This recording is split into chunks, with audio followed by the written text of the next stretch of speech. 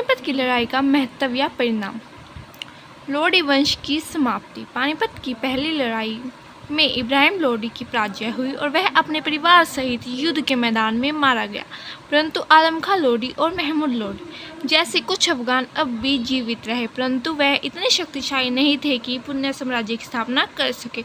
इस प्रकार इब्राहिम लोडी वंश का अंतिम शासक सिद्ध हुआ और लोडी वंश का अंत हो गया। पानीपत की लड़ाई का पहला परिणाम यह हुआ कि लोडी वंश समाप्त हो गया। पानीपत की लड़ाई का दूसरा परिणाम, दिल्ली सल्तनत का अंत। पानीपत की प्रथम लड़ाई के फलस्वरूप दिल्ली सल्तनत का पतन हो गया। दिल्ली सल्तनत की स्थापना 1206 ईस्वी में कुतुबुद्दीन ऐबक ने की थी। इस प्रकार अनेक राजवंशों ने शासन किया, परंतु इब्राहिम लोडी दिल्ली सल्तनत का अंतिम शासक सिद्ध।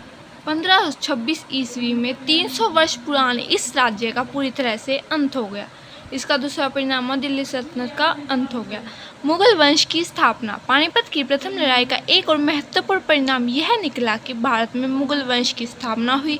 पानीपत की लड़ाई में विजय प्राप्त करने के पश्चात बाबर ने दिल्ली और आगरा पर अधिकार कर लिया और अपने आप को हिंदुस्तान का बादशाह घोषित किया। इस प्रकार भारत में मुगल वंश की स्थापना हो गई और मुगल वंश ने भारत पर 1857 ईस्वी तक शासन किया।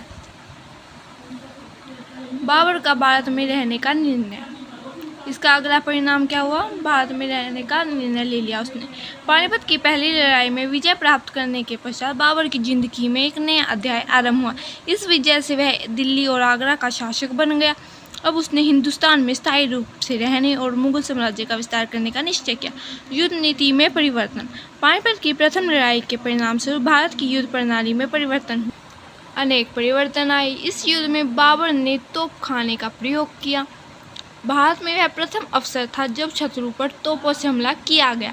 वैसे भी तोपों से हजारों सैनिकों का सफाया चंद मिनटों में किया जा सकता था। इस प्रकार तोपखाना भारतीय सैनिकों का मुख्य अंग बन गया। बाबर की सफलता के क्या कारण थे? भारत में बाबर का योग्य नेतृत्व। पानीपत की प्रथम लड़ाई में बाबर की जीत का मुख्य कारण उसका योग्य नेतृत्व था। वह एक कुशल सेनापति था और उसमें विपत्तियों से बाहर निकलने की क्षमता थी। उसने तुर्कों, मंगोलों आदि से लड़ने के नए नए तरीके ढंग सीख लिए। उसने सेना के मनोबल को भी निरंतर बढ़ाया रखा। उसने अपनी सेना के दाएं, बाएं और केंद्र भाग की कमान योग्य सेनापतियों को सौंपी। अतः उसकी योग्य सैनिकों नेतृत्व ने बड़ी आसानी से इब्राहिम लोदी की सेना